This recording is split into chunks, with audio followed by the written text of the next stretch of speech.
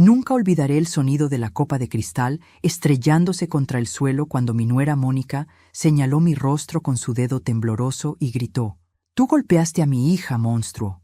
El silencio que siguió fue más ensordecedor que cualquier explosión, y en ese momento, mientras 22 pares de ojos se clavaban en mí con horror y repulsión, supe que mi vida estaba a punto de desmoronarse como las esquirlas de vidrio bajo mis pies. Me llamo Elena Márquez, tengo 62 años, y esa noche de sábado, el 15 de marzo, celebrábamos el cumpleaños número 35 de mi hijo Roberto en su casa del barrio residencial Las Magnolias. Había pasado todo el viernes cocinando su pastel favorito de 3 leches, el mismo que le preparaba desde que era niño, cuando éramos solo él y yo contra el mundo después de que su padre nos abandonara. Llegué temprano para ayudar con los preparativos, como siempre hacía, con mi vestido azul marino que Roberto me había regalado el Día de las Madres y el collar de perlas que fue de mi madre. La casa estaba repleta de invitados, la familia de Mónica, los compañeros de trabajo de Roberto, vecinos y amigos. Yo me sentía feliz, útil, sirviendo aperitivos y conversando con los invitados. Mi nieta Sofía, de 5 años recién cumplidos, con sus rizos castaños idénticos a los que Roberto tenía a su edad, corría entre las piernas de los adultos con su vestido de princesa rosado. Era mi mundo entero, esa niña. La cuidaba 2 veces por semana, mientras Mónica trabajaba en su consultorio de diseño de interiores, y teníamos nuestros rituales sagrados: leer cuentos, hornear galletas, pintar con acuarelas en el patio. Pero antes de continuar, quiero hacerte una invitación muy especial. Suscríbete al canal y deja tu me gusta. Esto me ayuda a ver que me apoyas y disfrutas de mis historias. Y comenta aquí abajo desde qué ciudad nos estás viendo. Ahora continuemos. Todo sucedió en la cocina. Yo estaba cortando el pastel cuando Sofía entró corriendo, perseguida por otro niño. Tropezó con la alfombra y cayó de bruces, golpeándose la frente contra la esquina de la isla de mármol. El llanto fue instantáneo y desgarrador. Me agaché de inmediato, mi corazón acelerado, revisando el chichón que comenzaba a formarse en su pequeña frente. Tenía las rodillas raspadas también. La alcé en brazos, susurrándole palabras de consuelo mientras buscaba hielo en el congelador. «Tranquila, mi amor, tranquila. La abuela está aquí. No es nada, solo fue un golpecito», le decía, secando sus lágrimas con la servilleta bordada que llevaba en el bolsillo. Fue entonces cuando Mónica irrumpió en la cocina como un huracán. Su rostro, habitualmente compuesto y maquillado a la perfección, estaba retorcido en una mueca que nunca le había visto. Sus ojos verdes, que siempre me habían parecido fríos incluso en los mejores momentos, brillaban con algo que no pude identificar entonces, pero que ahora reconozco perfectamente. Era triunfo, mezclado con malicia. «¿Qué le hiciste a mi hija?», siseó, arrebatándome a Sofía de los brazos con tal violencia que la niña lloró aún más fuerte. Mónica se cayó, tropezó con la alfombra y se golpeó con la isla. Yo solo estaba... «¡Mentirosa!». Su grito atrajo a varios invitados hacia la cocina. «Sofía me contó todo. Le pegaste porque derramó jugo en tu vestido». Mi mente se quedó en blanco. ¿Derramar jugo? Yo no tenía ninguna mancha en mi vestido. Sofía ni siquiera había estado cerca de mí con ningún jugo en toda la tarde. «Eso no es cierto, Mónica. Por favor, estás confundida. La niña se cayó jugando. Yo la vi. ¿Me estás llamando mentirosa ahora?». Mónica se giró hacia los invitados que se agolpaban en la entrada de la cocina, sosteniendo a Sofía como un escudo. «Todos pueden ver el moretón en su frente. Esta mujer golpeó a mi hija porque manchó su precioso vestido». Roberto apareció entonces, abriéndose paso entre la multitud. Mi hijo, mi único hijo, alto y apuesto con su camisa blanca y sus ojos cafés que heredó de su padre ausente. Mi corazón dio un vuelco de alivio. Roberto me entendería. Roberto me conocía. Roberto sabía que yo jamás, jamás lastimaría a un niño, mucho menos a mi propia nieta. «Mamá, ¿qué pasó?». Su voz era cautelosa, no protectora como esperaba. «Roberto, mi amor, Sofía se cayó y se golpeó con la isla. Yo solo la estaba consolando cuando Mónica...». «¡Ella le pegó, Roberto!».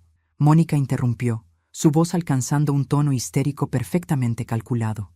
«Nuestra hija me lo dijo. Tu madre le pegó». Me volví hacia Sofía, buscando sus ojos, esperando que la niña dijera la verdad. Pero mi nieta, mi dulce nieta, Tenía el rostro hundido en el cuello de su madre, sollozando inconsolablemente. No me miraba. Sofía, cariño, dile a papá lo que pasó. Dile que te caíste jugando. ¿Recuerdas? Mi voz temblaba. Las manos me sudaban. La niña no respondió, solo lloró más fuerte. Roberto me miró entonces, y lo que vi en sus ojos me atravesó como un cuchillo. No era comprensión, no era apoyo, era duda. Duda en los ojos de mi propio hijo. Mamá, ¿le pegaste a Sofía? No. Roberto, ¿cómo puedes siquiera preguntar? Mi esposa no miente. El grito de Roberto resonó en toda la casa. Los murmullos se detuvieron. Todos contenían la respiración. Mi esposa no miente, mamá. ¿Por qué Mónica inventaría algo así? Las palabras me golpearon con más fuerza que cualquier puño.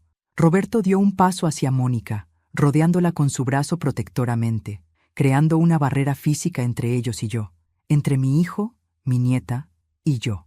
Creo que es mejor que te vayas, mamá. Su voz era fría, distante, como si hablara con una extraña. No quiero que estés cerca de mi hija si vas a... ¿Si voy a qué, Roberto?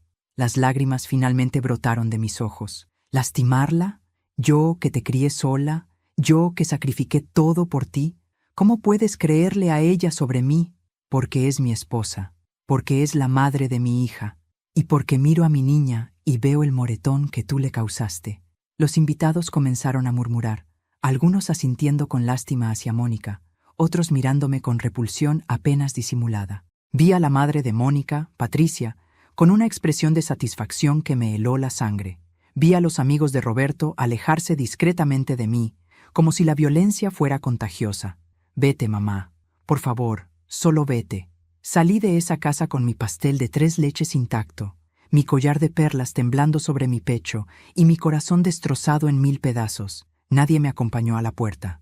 Nadie me defendió. En el estacionamiento, antes de subir a mi viejo sedán azul, miré hacia atrás una última vez. Roberto estaba en la ventana, observándome con una expresión que no pude descifrar. Mónica apareció detrás de él, poniendo su mano en su hombro, y vi algo en su rostro que me dejó helada. Una sonrisa, pequeña, pero inconfundible. Una sonrisa de victoria. Fue entonces cuando supe, con absoluta certeza, que esto no había sido un malentendido. Había sido una trampa. Conduje durante 40 minutos antes de darme cuenta de que había pasado mi salida 3 veces. Las luces de la autopista se fundían unas con otras a través de mis lágrimas, manchas amarillas y rojas que parecían sangrar en la oscuridad. Cuando finalmente llegué a mi apartamento en el 8º piso del edificio Vista Hermosa, un complejo modesto en el centro de la ciudad, eran casi las 11 de la noche, y mis manos temblaban tanto que dejé caer las llaves 2 veces antes de poder abrir la puerta. El silencio de mi hogar me recibió como un abrazo de hielo. Encendí las luces y todo se veía exactamente igual que cuando había salido esa mañana, llena de ilusión y cariño, con mi pastel envuelto cuidadosamente en papel aluminio y una bolsa con regalos para Roberto. Ahora todo parecía diferente, como si el apartamento mismo supiera lo que había sucedido, como si hasta las paredes me juzgaran. Me dejé caer en el sofá beige que había comprado en una liquidación hace 8 años. Ese mismo sofá donde Sofía se acurrucaba conmigo para ver sus caricaturas favoritas los martes y jueves por la tarde. El cojín todavía tenía la mancha de jugo de uva de la semana pasada, cuando nos reímos porque Sofía intentó hacer un truco de magia y terminó derramándolo. Pasé mis dedos por la tela gastada y sollocé hasta que mi garganta ardió. ¿Cómo había llegado hasta aquí? ¿Cómo mi vida, que no era perfecta pero era mía, se había convertido en esta pesadilla en cuestión de minutos? Pensé en Roberto, mi Roberto. Lo recordé a los 6 años, llorando en mi regazo porque su padre no había venido a buscarlo el fin de semana prometido. Raúl nos había dejado cuando Roberto tenía 5 años. Había empacado sus maletas una tarde de domingo mientras yo estaba en el mercado y simplemente desapareció con su secretaria. No dejó una carta, no dejó dinero. Solo dejó un apartamento alquilado con 2 meses de renta atrasada y un niño preguntando dónde estaba su papá. Trabajé 3 empleos durante años para mantenerlo. Por las mañanas era recepcionista en una clínica dental. Por las tardes limpiaba oficinas. Los fines de semana vendía cosméticos de puerta en puerta. Mis pies siempre dolían. Mis manos siempre olían a cloro. Pero Roberto nunca pasó hambre. Roberto siempre tuvo ropa limpia. Roberto siempre tuvo a alguien esperándolo después de la escuela con un abrazo y un sándwich. Lo ayudé con su tarea todas las noches en nuestra mesa de cocina desvencijada. Lloré de orgullo cuando se graduó con honores de la secundaria. Vendí el único anillo de oro que me quedaba de mi matrimonio para pagar su matrícula universitaria. Y cuando conoció a Mónica en su último año de administración de empresas, yo fui la primera en darle mi bendición. Eso fue hace 7 años. Mónica Sandoval, 23 años entonces, recién graduada de diseño de interiores de una universidad privada y cara. Venía de una familia adinerada. Su padre era dueño de una cadena de farmacias, su madre organizaba eventos de caridad y usaba carteras que costaban más que mi renta de 3 meses. Desde el principio, algo en su forma de mirarme me incomodaba. Era una mirada evaluadora, como si estuviera calculando mi valor y encontrándolo insuficiente. Pero Roberto estaba enamorado, deslumbrado por su belleza rubia y su mundo de country clubs y vacaciones en la playa. Y yo, que solo quería que mi hijo fuera feliz después de todo lo que habíamos pasado juntos, guardé mis reservas en un rincón oscuro de mi corazón y sonreí en su boda. La boda fue en el jardín de la casa de los Sandoval, una mansión con fuente y estatuas de mármol.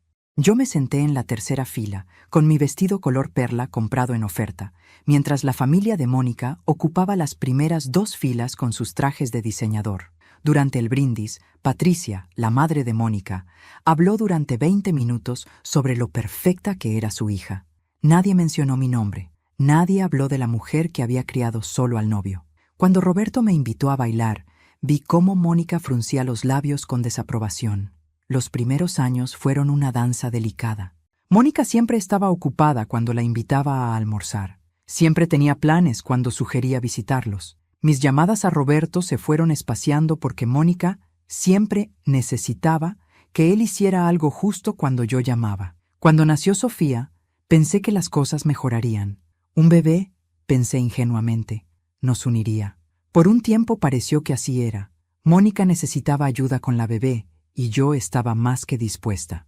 Me jubilé de mi trabajo en la clínica dental a los 59 años y me ofrecí como niñera.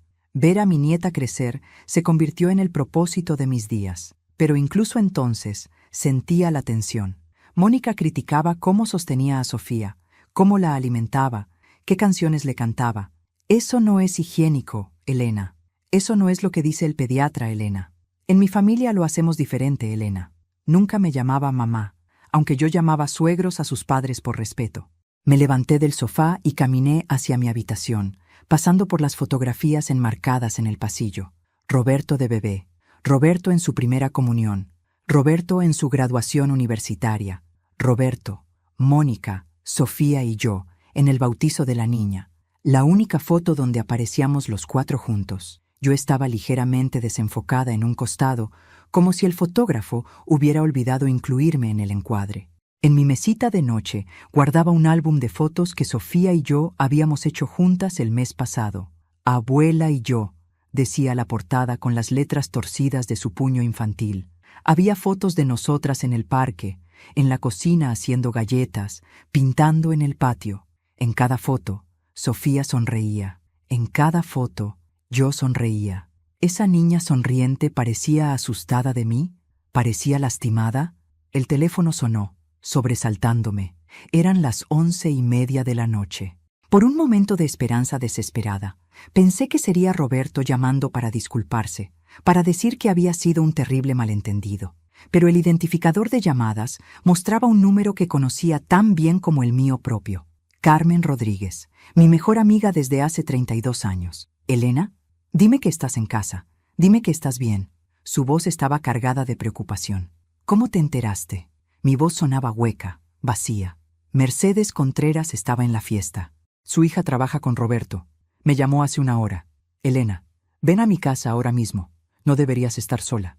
Carmen vivía a 20 minutos de distancia, en un pequeño dúplex que compartía con su esposo Julio y sus 2 gatos persas. Habíamos trabajado juntas en la clínica dental durante 15 años y había sido mi roca durante el divorcio, durante las noches difíciles cuando Roberto estaba enfermo, durante cada crisis de mi vida adulta.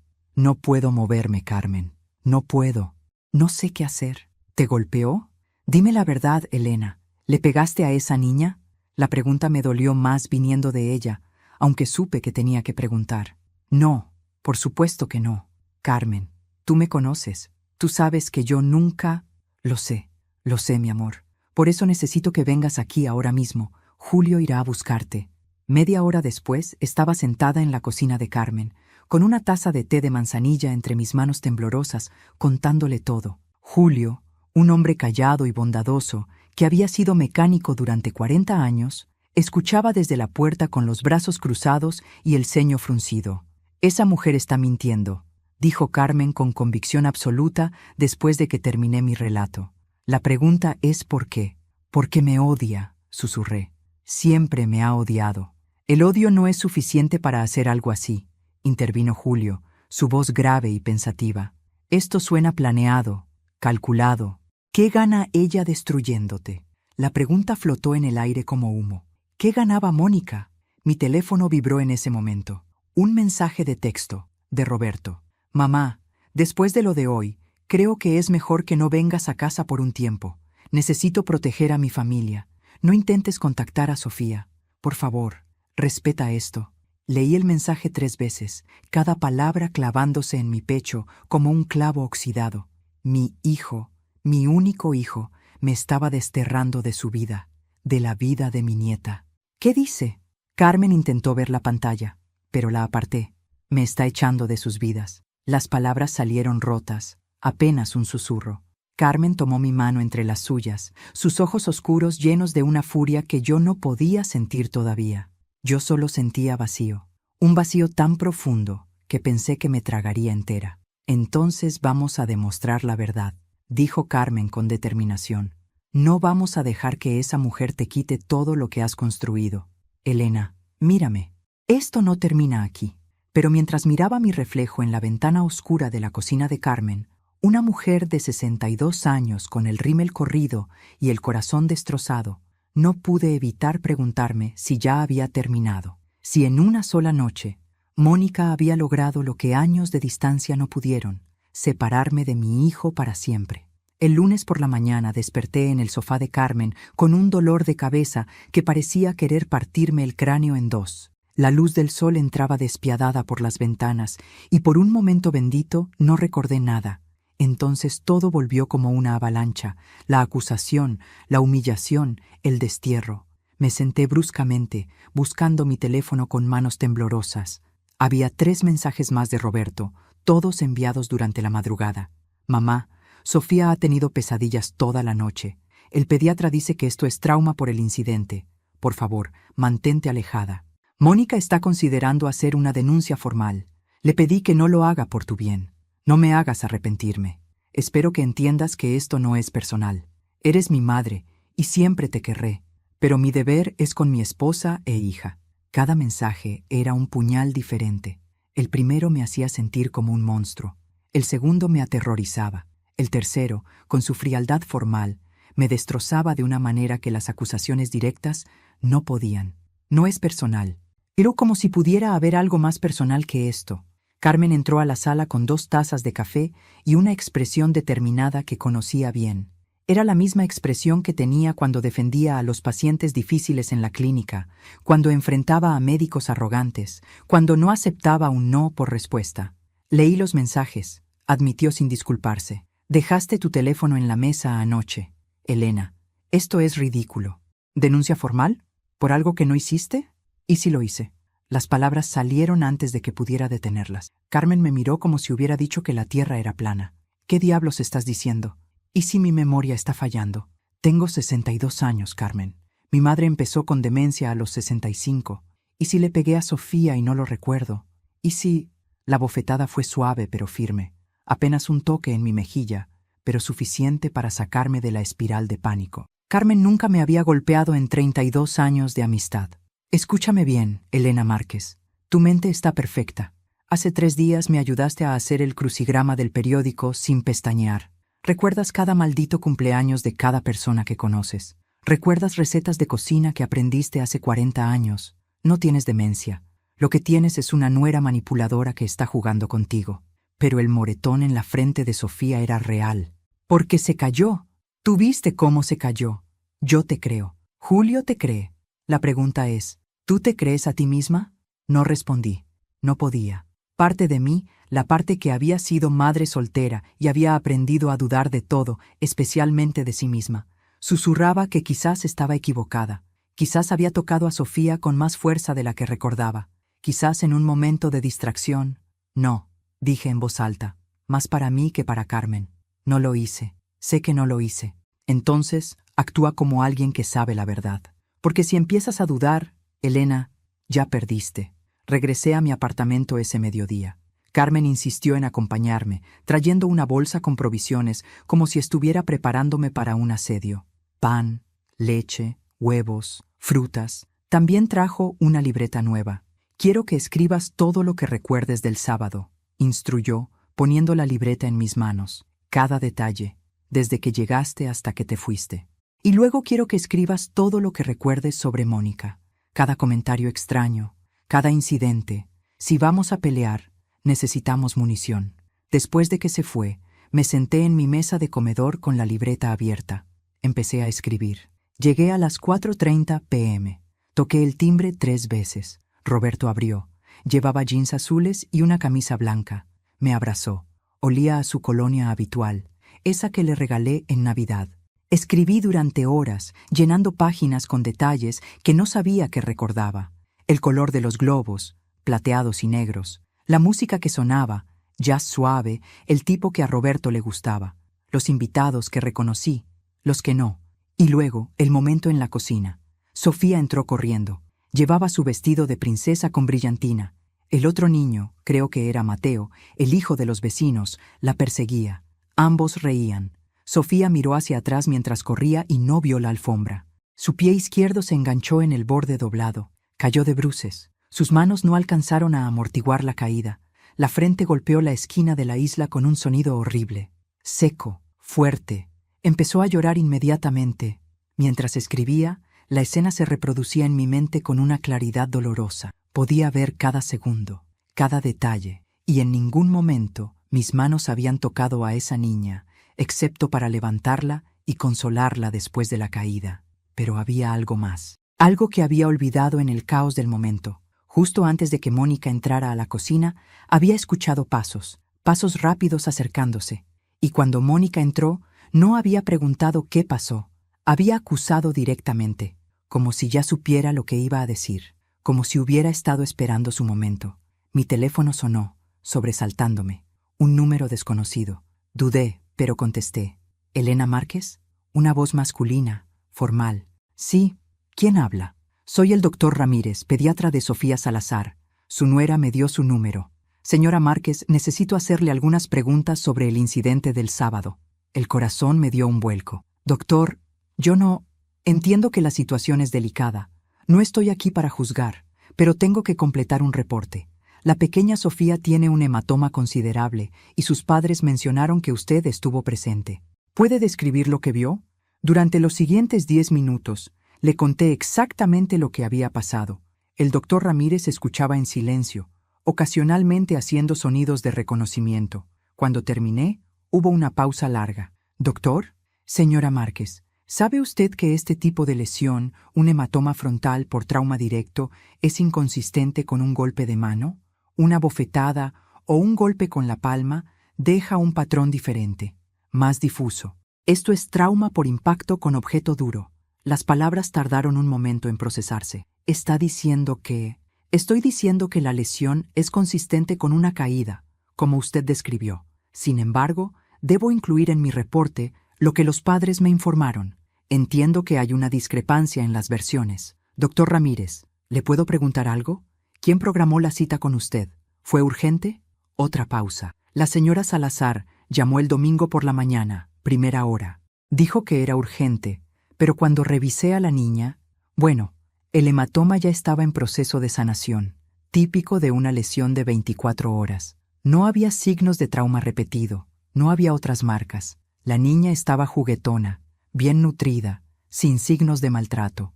¿Se lo dijo a ellos? Le expliqué mis hallazgos a ambos padres.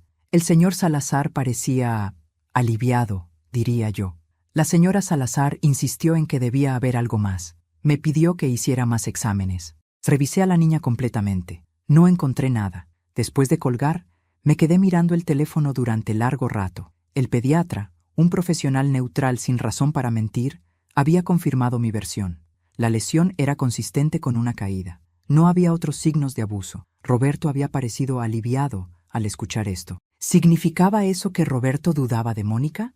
¿O simplemente estaba aliviado de que su madre no fuera una abusadora?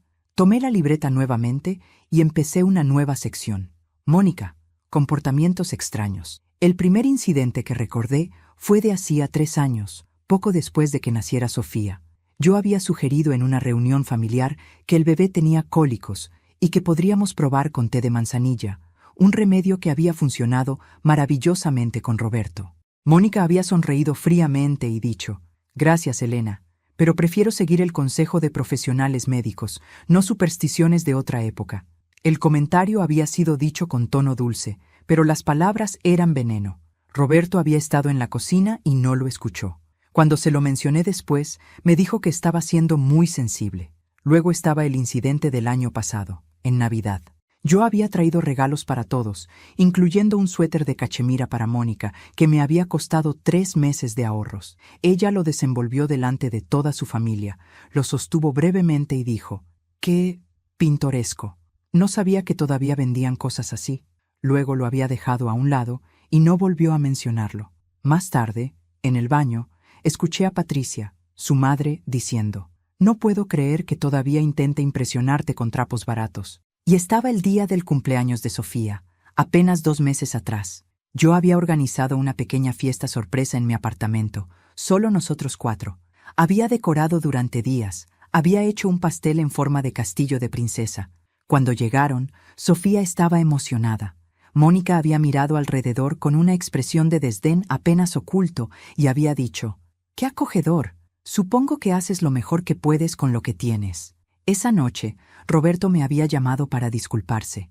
«Mónica está estresada con el trabajo. No lo dice con mala intención». Siempre había una excusa. Siempre. Escribí página tras página, recordando años de comentarios pasivo-agresivos, de miradas frías, de exclusiones sutiles. Carmen tenía razón. Mónica siempre me había odiado. La pregunta era ¿por qué? Y más importante, ¿por qué había decidido destruirme ahora? El martes por la tarde, 2 días después del incidente, recibí un email de Patricia Sandoval, la madre de Mónica. El asunto decía: «Por el bien de todos, Elena, creo que es importante que entiendas la gravedad de lo que has hecho. Mi hija está destrozada. Mi nieta está traumatizada. Como madre, deberías avergonzarte. Roberto merece una familia que lo apoye, no que lo avergüence. Quizás es momento de que consideres darle espacio permanente. A veces, el mayor acto de amor es saber cuándo alejarse». Leí el email 5 veces, cada palabra más venenosa que la anterior. No era solo Mónica. Era toda su familia, orquestando mi exilio. Esa noche, acostada en mi cama, mirando el techo donde todavía estaban las estrellas fosforescentes que había pegado cuando Roberto era pequeño, tomé una decisión. No me iba a rendir, no sin pelear, no sin saber la verdad completa, porque algo en todo esto no cuadraba. Y si había aprendido algo en mis 62 años de vida, en mis años criando sola a un hijo, en mis años sobreviviendo cuando todos apostaban a que fallaría, era esto: cuando algo no cuadra es porque alguien está mintiendo. Y esta vez iba a descubrir quién y por qué. Había una memoria que me perseguía desde el sábado, un recuerdo que no encajaba con el resto. Fue 6 meses atrás, un martes común cuando cuidaba a Sofía. Mónica había llegado temprano de su oficina, inusualmente temprano, y me encontró en el patio trasero con Sofía, ambas pintando acuarelas bajo el sol de la tarde. «¡Mami!». Sofía había corrido hacia ella, con los brazos abiertos, manchados de pintura azul. Mónica se había agachado para abrazarla, pero algo en su expresión me heló.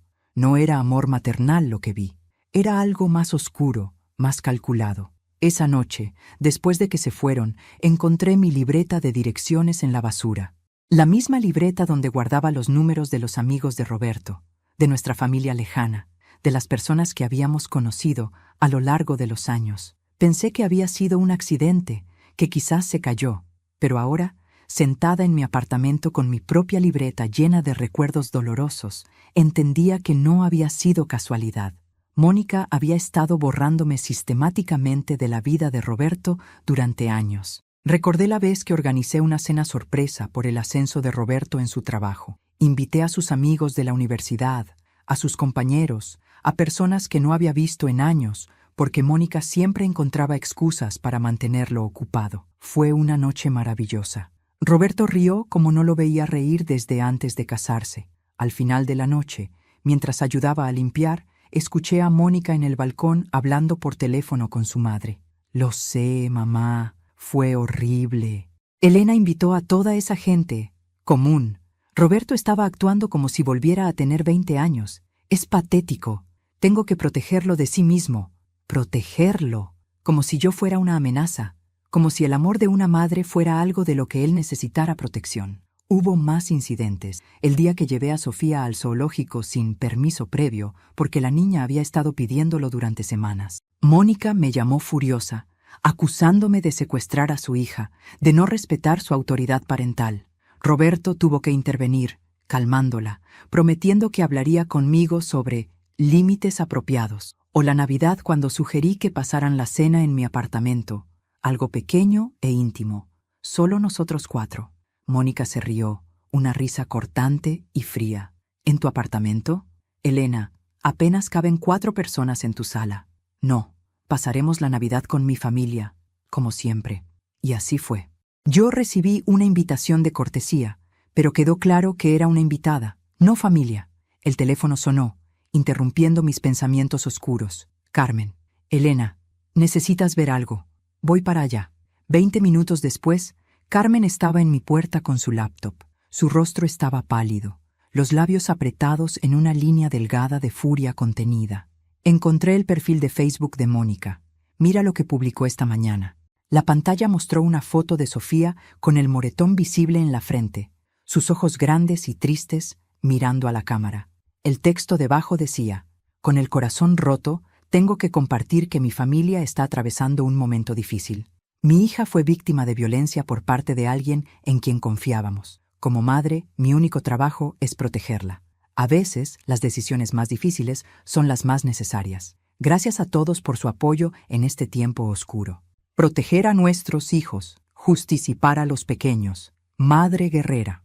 Los comentarios eran docenas. Mensajes de apoyo, de indignación, de personas prometiendo estar con ella. Nadie mencionaba mi nombre, pero todos sabían. La hermana de Mónica había comentado: «Eres tan valiente por hablar.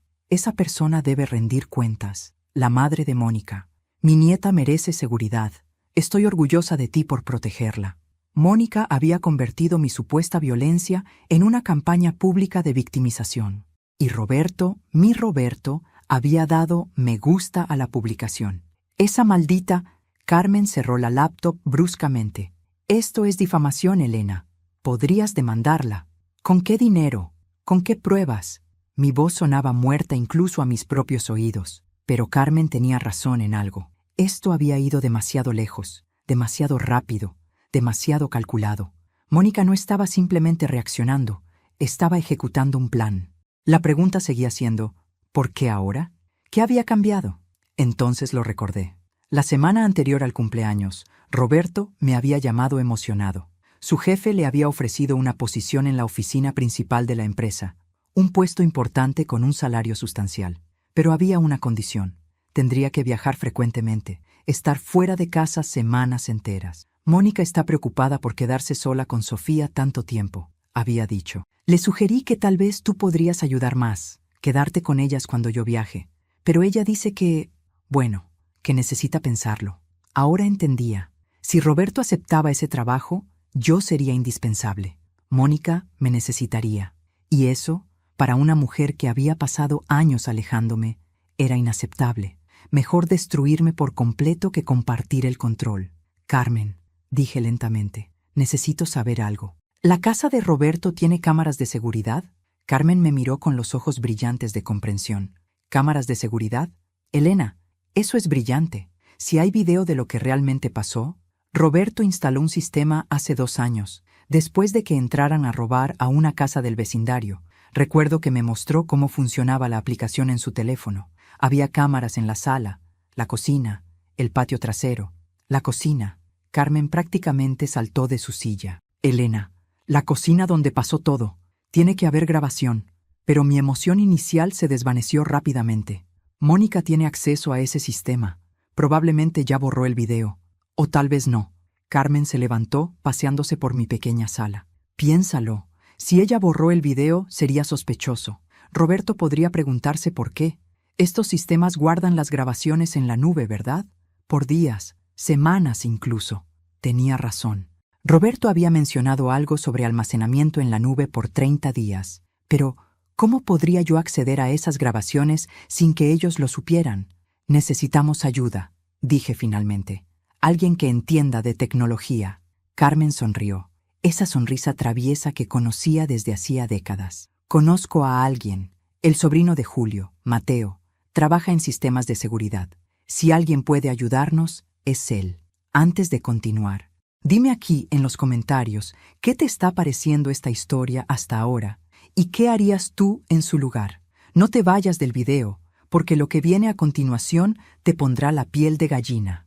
Esa misma tarde, Mateo Torres estaba sentado en mi sofá, un joven de 28 años con lentes gruesos y una laptop que parecía salida de una película de ciencia ficción. Escuchó mi historia sin interrumpir, sus dedos tamborileando pensativamente sobre el teclado. Señora Elena, lo que me está pidiendo técnicamente no es ilegal si las cámaras están en una propiedad donde usted tenía permiso de estar, pero entrar al sistema sin autorización es área gris. ¿Puedes hacerlo o no? Carmen fue directa como siempre. Mateo suspiró. Necesitaría el nombre de usuario y contraseña de la cuenta. ¿Alguna vez Roberto se la compartió? Cerré los ojos buscando en mi memoria. Roberto me había mostrado la aplicación. Había dicho algo sobre CloudWatch, murmuré. La aplicación se llamaba CloudWatch y su usuario era su correo electrónico, roberto.salazar@gmail.com. ¿La contraseña? Ahí estaba el problema. Pero entonces recordé algo. El cumpleaños de Roberto, años atrás, cuando todavía me confiaba cosas. Me había mostrado su teléfono, riendo. Mamá, uso la misma contraseña para todo.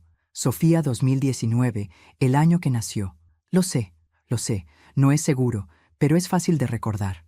Le di la información a Mateo con manos temblorosas. Sus dedos volaron sobre el teclado durante lo que pareció una eternidad. Entonces se detuvo, sus ojos fijos en la pantalla. Estoy dentro.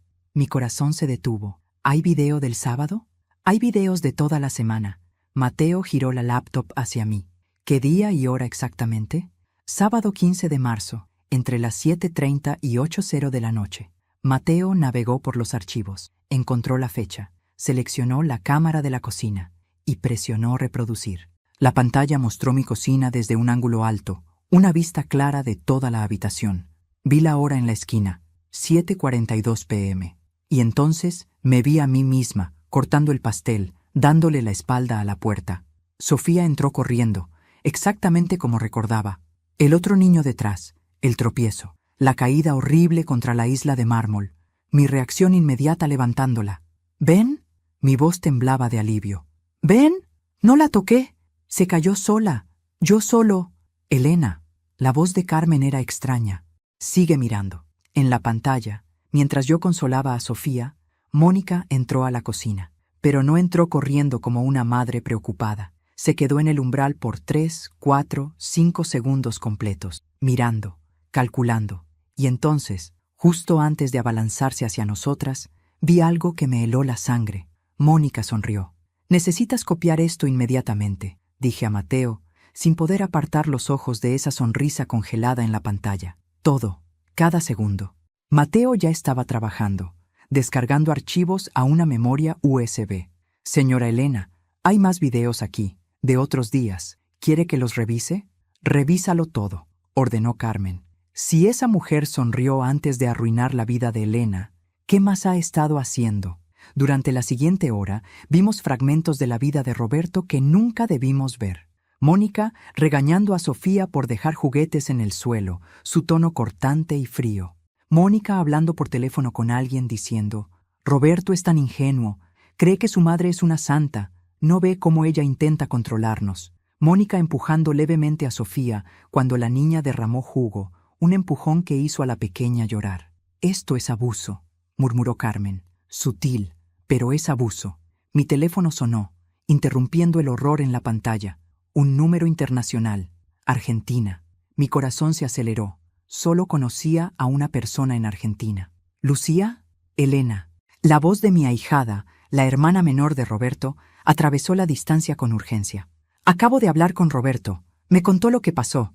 Elena, ¿qué demonios está sucediendo? Lucía tenía 30 años, era arquitecta, y se había mudado a Buenos Aires hacía 5 años después de conseguir trabajo en un prestigioso estudio. Siempre habíamos sido cercanas. Yo la había ayudado a criar después de que su madre, mi cuñada, muriera de cáncer cuando Lucía tenía 12 años. Roberto y ella habían sido inseparables de niños. Lucía, yo no le hice nada a Sofía. Te lo juro por lo más sagrado. Lo sé. Su respuesta fue inmediata, sin dudas. Te conozco, Elena. Por eso llamé. Pero hay algo que necesitas saber sobre Mónica. Me senté, presintiendo que lo que vendría cambiaría todo. Hace 3 años, cuando fui a visitarlos para Navidad, Mónica me acusó de coquetear con uno de sus amigos en una fiesta. Era absurdo, ridículo. El hombre era gay, por amor de Dios. Pero ella le dijo a Roberto que yo lo había estado acosando, que lo había avergonzado frente a sus amigos. ¿Roberto te creyó? No al principio. Mónica lloró, montó toda una escena. Dijo que yo siempre había sido celosa de su matrimonio, que quería arruinar su reputación. Roberto me pidió que me disculpara. Yo me negué porque no había hecho nada malo. Desde entonces, nuestras llamadas se espaciaron.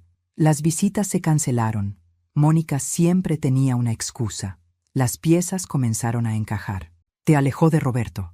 Me borró de su vida, Elena. Y ahora está haciendo lo mismo contigo. La diferencia es que yo estoy a miles de kilómetros. Tú estás ahí. Eres una amenaza real para su control. Lucía, encontramos el video de lo que pasó. Mónica mintió. Tengo pruebas. El silencio del otro lado fue largo. ¿Qué vas a hacer con esas pruebas? No lo sé todavía. Bueno, yo sí sé lo que voy a hacer. Voy a tomar un vuelo. Estaré allá en 2 días. Elena, no vas a enfrentar esto sola. Mónica destruyó mi relación con mi hermano. No voy a dejar que destruya la tuya también. Después de colgar, miré a Carmen y Mateo. Tenemos el video. Tenemos una aliada. Ahora necesitamos un plan. Carmen sonrió, pero no era una sonrisa amable. Era la sonrisa de alguien listo para la guerra. Oh, tengo algunas ideas, y todas terminan con Mónica expuesta frente a toda su familia perfecta. Lucía llegó un miércoles por la tarde, después de 24 horas de vuelos y escalas. La recogí en el aeropuerto con Carmen, y el abrazo que me dio casi me hace llorar. Era tan parecida a Roberto cuando era joven. Los mismos ojos determinados, la misma mandíbula firme. Pero donde Roberto había aprendido a dudar, Lucía había aprendido a luchar. «Muéstrame todo», dijo apenas llegamos a mi apartamento. Mateo había preparado una presentación completa. No solo el video del sábado, sino una compilación de momentos inquietantes de las últimas semanas. Mónica ignorando a Sofía cuando la niña pedía atención. Mónica gritándole por derramar agua. Mónica hablando por teléfono mientras Sofía lloraba en el fondo, sin siquiera voltear a verla. Y luego, el momento que lo cambió todo. Era un video de 3 días antes del cumpleaños de Roberto. La cámara de la cocina capturaba a Mónica hablando con su madre Patricia en la isla de mármol, tomando café. Mateo había logrado recuperar el audio. «Mamá, Elena está volviéndose un problema», decía Mónica, removiendo su café con movimientos irritados. «Roberto quiere que ella cuide a Sofía cuando él empiece a viajar. Dice que confía en ella más que en una niñera extraña». «Eso es inaceptable», respondía Patricia. «Ya te dije que necesitas controlar esa relación. Elena tiene demasiada influencia sobre Roberto. Lo sé, por eso necesito hacer algo drástico, algo que haga que Roberto la vea diferente, que la aleje permanentemente». «¿Qué estás pensando?» Mónica había sonreído entonces, la misma sonrisa fría que había mostrado antes de acusarme. «Todavía no estoy segura, pero se me ocurrirá algo. Siempre lo hago». El silencio en mi apartamento después de ver ese video era denso, pesado. Lucía tenía las manos apretadas en puños, sus nudillos blancos. Esa desgraciada lo planeó todo, siseó. No fue un impulso, no fue un malentendido, lo planeó. «La pregunta es», dijo Carmen lentamente, «¿cómo usamos esto? Si simplemente le mostramos el video a Roberto, Mónica podría manipularlo otra vez. Necesitamos algo más grande. Necesitamos testigos, agregué, mi mente trabajando rápidamente. Necesitamos que su propia familia vea quién es realmente. Lucía me miró con algo parecido al orgullo. ¿Qué estás pensando, Elena? La idea había estado formándose en mi cabeza desde que vi ese primer video. Era arriesgada, potencialmente dolorosa, pero era la única manera de asegurar que la verdad no pudiera ser enterrada otra vez. El domingo es el cumpleaños de Patricia, la madre de Mónica. Siempre hace una gran celebración en su casa. Invita a toda la familia extendida, amigos, vecinos. Roberto y Mónica nunca se la pierden. ¿Quieres exponer a Mónica en el cumpleaños de su madre?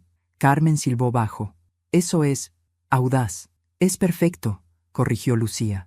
Mónica te humilló públicamente. Es justo que la verdad salga de la misma manera, pero ¿cómo entramos? No te van a invitar. Sonreí por primera vez en días. No me van a invitar a mí. Pero Patricia siempre contrató los servicios de catering de la empresa donde trabajaba Julio. ¿Verdad, Carmen? Carmen entendió inmediatamente. Julio todavía tiene contactos allí. Podríamos conseguir que te contraten como parte del personal de servicio.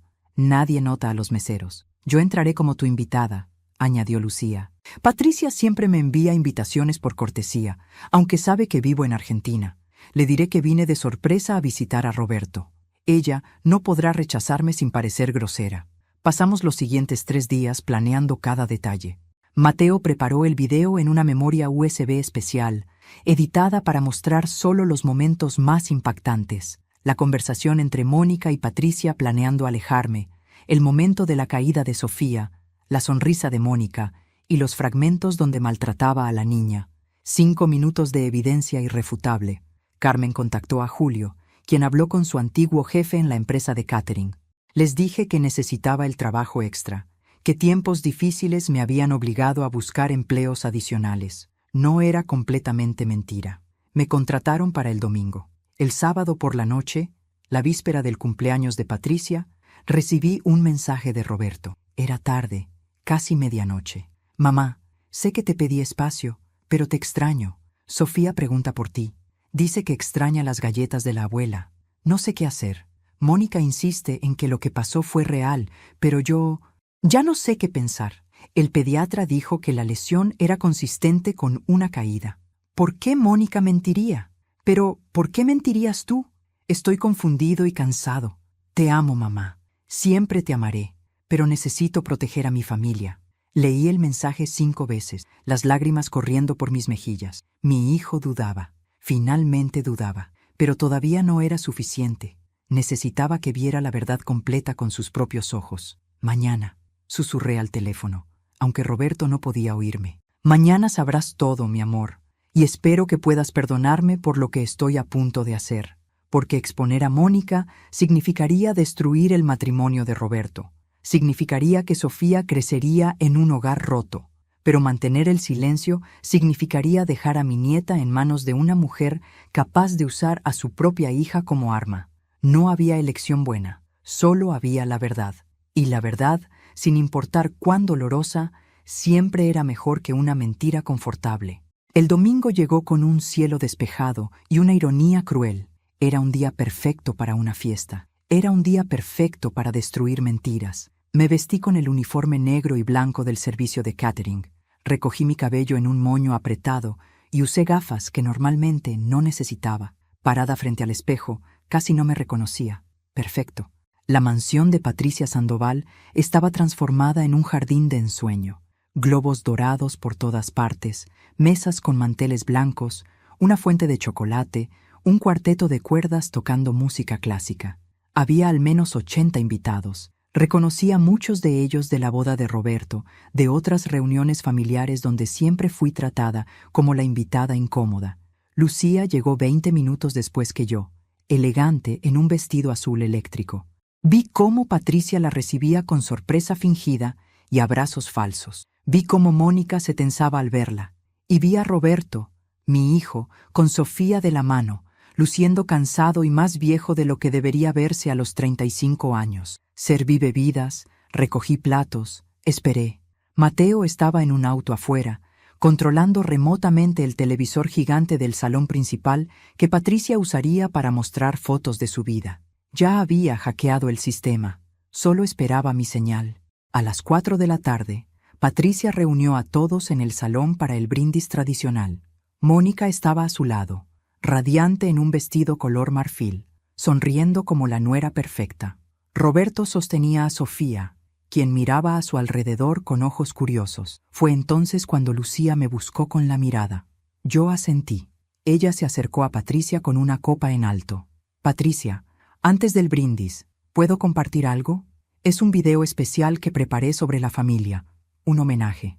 Patricia, halagada y sin sospechar nada, aceptó encantada. Qué maravilloso, Lucía, por supuesto. Saqué mi teléfono y envié el mensaje a Mateo. Ahora, la pantalla gigante cobró vida. Primero apareció la fecha, 3 días antes del cumpleaños de Roberto. Luego, la cocina. Mónica y Patricia tomando café. La voz de Mónica llenó el salón. Mamá, Elena está volviéndose un problema. Roberto quiere que ella cuide a Sofía cuando él empiece a viajar. El silencio fue instantáneo y absoluto. Patricia palideció. Mónica dejó caer su copa de champán. Eso es inaceptable. Ya te dije que necesitas controlar esa relación, continuaba la voz de Patricia en la pantalla. Elena tiene demasiada influencia sobre Roberto. Por eso necesito hacer algo drástico, algo que haga que Roberto la vea diferente, que la aleje permanentemente. Los murmullos comenzaron. Roberto dio un paso hacia adelante, su rostro una máscara de confusión. ¿Qué es esto? El video cambió. Ahora mostraba el sábado del cumpleaños, la cocina, Sofía corriendo, la caída horrible, yo levantándola, y luego Mónica en el umbral, observando, calculando, sonriendo antes de gritar su acusación. Dios mío, susurró alguien. Pero el video no terminó. Mostró fragmentos de Mónica empujando a Sofía, ignorándola, gritándole. Mostró un patrón de comportamiento que nadie había querido ver. ¡Apaguen eso! Mónica corrió hacia la pantalla, pero Lucía la interceptó. No, Mónica, todos van a ver quién eres realmente. Roberto se había quedado petrificado, con Sofía todavía en brazos. Cuando el video terminó, me quité las gafas y me acerqué. El salón se dividió como el mar rojo. ¡Roberto! Mi voz tembló pero se mantuvo firme. Yo nunca toqué a tu hija, nunca la lastimaría, pero ella, señalé a Mónica, usó a Sofía como arma para destruirme. Esto es mentira. Es manipulación digital. Elena está desesperada. Mónica intentó defenderse, pero su voz sonaba histérica, culpable. ¿Desesperada? Roberto finalmente habló, su voz quebrada. Tú planeaste todo esto. Usaste a nuestra hija. Yo te protegía. Tu madre te estaba quitando de mí. Mónica ya no intentaba negarlo. Todo lo que hago es por esta familia, por mantenerte enfocado en nosotros, no en mi madre, la mujer que me crió sola. ¿La mujer que sacrificó todo por mí? Roberto le entregó a Sofía a Lucía y caminó hacia mí. Tenía lágrimas en los ojos. Mamá, Dios, ¿qué he hecho? Caí de rodillas cuando me abrazó. Años de dolor, de soledad, de injusticia se derramaron en sollozos que sacudieron todo mi cuerpo. Lo siento tanto. Roberto lloraba contra mi hombro. Te creí incapaz de perdonarme. Ya estás perdonado, mi amor. Siempre estarás perdonado. Patricia intentó llevar a Mónica hacia la salida, murmurando sobre escándalos y malentendidos, pero los invitados ya habían sacado sus teléfonos. El video se volvería viral antes del anochecer. La familia perfecta de los Sandoval estaba destruida, su reputación en ruinas. 2 semanas después, Roberto inició el divorcio. Las grabaciones fueron suficiente evidencia para conseguir custodia completa de Sofía. Mónica enfrentó cargos por difamación y Servicios Sociales abrió una investigación por maltrato infantil. Ahora, 3 meses después, estoy en mi apartamento con Sofía en mi regazo, leyendo el mismo cuento que leía a Roberto hace 30 años. Roberto está en la cocina preparando café, llamándome cada 5 minutos para preguntarme si necesito algo. La verdad tuvo su precio. Roberto carga con la culpa de haberme dudado. Sofía tendrá que crecer entendiendo que su madre no era quien pretendía ser. Yo tengo pesadillas sobre ese momento en la cocina, preguntándome qué hubiera pasado si no hubiera luchado. Pero tengo a mi hijo de vuelta, tengo a mi nieta segura en mis brazos, Y tengo algo que Mónica nunca podrá quitarme, la verdad. Y al final, la verdad siempre, siempre gana. Gracias de corazón por acompañarme hasta el final de esta historia tan intensa. Si te llegó al alma, si te hizo reflexionar o si te mantuvo con el corazón apretado, te invito a apoyarme. Suscríbete al canal para no perderte ninguna de mis historias. Deja tu me gusta. Esto me ayuda muchísimo a seguir creando relatos tan profundos como este. Y cuéntame en los comentarios, ¿desde qué ciudad nos estás viendo? ¿Qué te pareció esta historia? ¿Y qué habrías hecho tú en mi lugar? Me encanta leerlos, sentirlos cerquita y construir juntos esta comunidad tan hermosa. Gracias por estar aquí.